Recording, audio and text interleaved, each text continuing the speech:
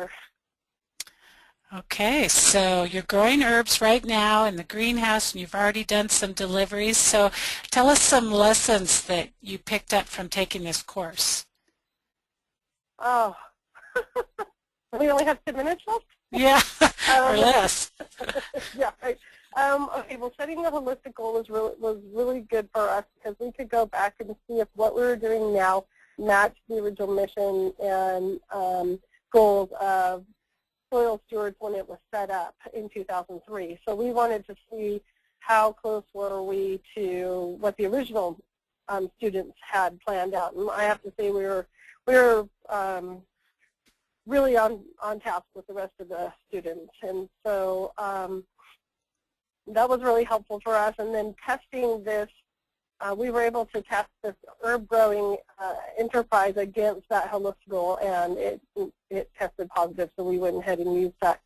The second thing that we did was finding out our regulatory procedures. Like there was one class where we were to look up our what permits and regulations that we had to follow, and that was really difficult. In fact, I still don't have answers to that because I haven't been able to get a hold of our associate dean, because we fall under the colleges, the universities, insurance and regulations and those permits, but that doesn't mean I know anything about them. And so to create, yeah, so I'm still searching for that answer, but to create,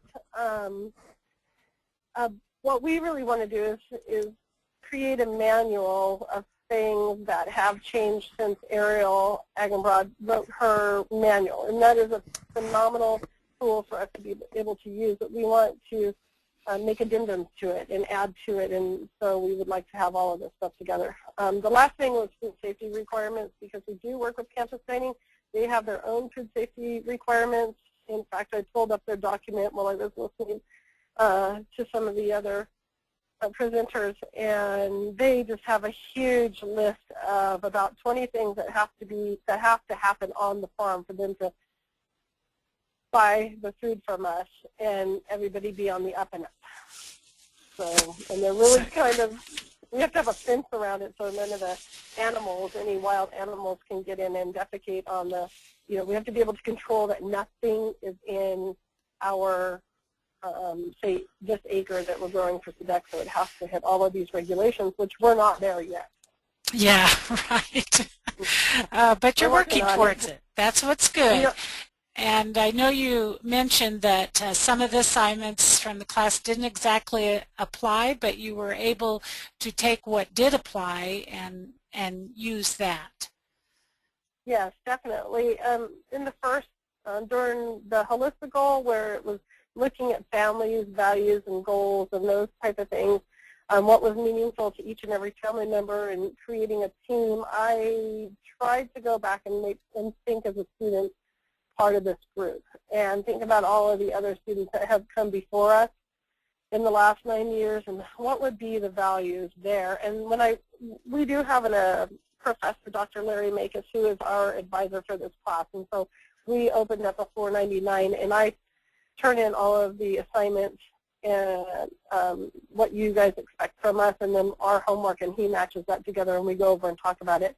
So for instance, the cash flow statement, I totally had that all wrong. And he came in and showed me, okay, well, this should be a 12-month projection here, and the budget should be, one should be a snapshot in time, and one should be a projected 12-month statement. And so those things are really helpful, and we're still trying to piece together all of those financials, because some seasons it's a run by the seat of your pants operation, and we haven't had, not to anybody's fault, but we haven't had great records financially over the last, I don't know, few years. At least I know last year we didn't, and it is just kind of the way it is. We do a lot with a little, and so there's a small crew of people running 3 acres of a farm out here and doing the best that we can. So, and anyway, you're working to improve your records, and you're learning about the university liability, which is very complicated, and also trying to incorporate food safety requirements. So you've done a lot. So I hear you're developing a safety manual? We are. I talked to Don Till, who is in charge of the overall, he's in charge of the Parker Research Farm, among other things that have to do with the CALS department. And he suggested I go to the university's environmental and health and safety website and look over general things. They have many different categories that would apply to the farm and many categories that don't. And so what we're trying to do is put together a set of procedures of what things do we need to teach students, what things do we need to teach interns, what things do we need to teach our farm manager and assistant farm manager, what safety requirements do they need to go through. And so that's one of the things that we are achieving. I have a good bit of that already taken care of and turned into Dr. Makis. So. Yeah, so you've got not only farm safety, food safety plan, all these liability things facing you. So just remember that this is a huge project and you just can take little steps at a time. Yeah. We're baby steps, and eventually you'll get there. So thank you so much for sharing all that with us. We've really enjoyed hearing about what you're doing, and you're doing a lot of good work. So keep it up, and we will talk to you later. Okay, thanks so much. Bye-bye. So, Melissa, we don't really have a whole lot of time left. Do we have a lot of questions?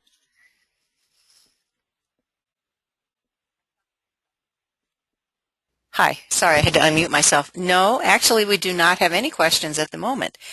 But I did want to do one thing before we go on, and that is something that we've done at the end of every webinar. I just want to make sure we don't miss this. And we would like to ask you, since we're continually striving to make this a better program, we would like to ask where you are with your readings and assignments.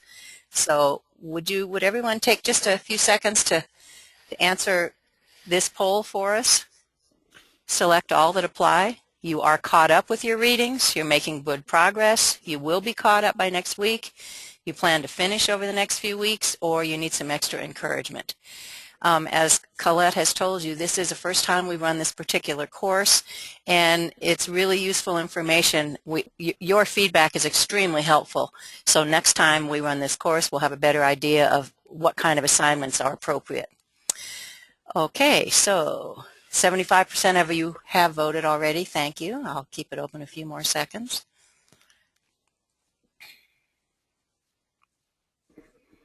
%8 of you have voted. Thank you.